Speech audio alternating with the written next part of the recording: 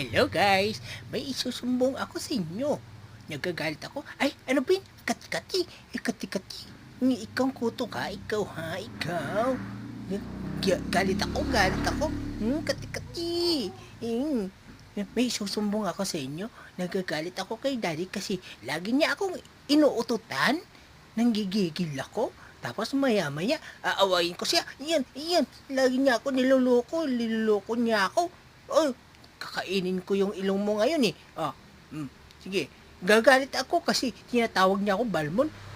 Nakalabas daw yung isa kong ngipin. Ano ba yan? Ang kati-kati? Gagalit ako sa kuto na to. Ha? Ayan. Ayan na naman. Huwag mo akong galitin, daddy. Lagi mo naman ako ginagalit. Sumbong kita sa mga fans ko. Ha? Tingnan mo. Si Lemon nagagalit pa. Hello mga fans. Galit ako kay daddy niyan.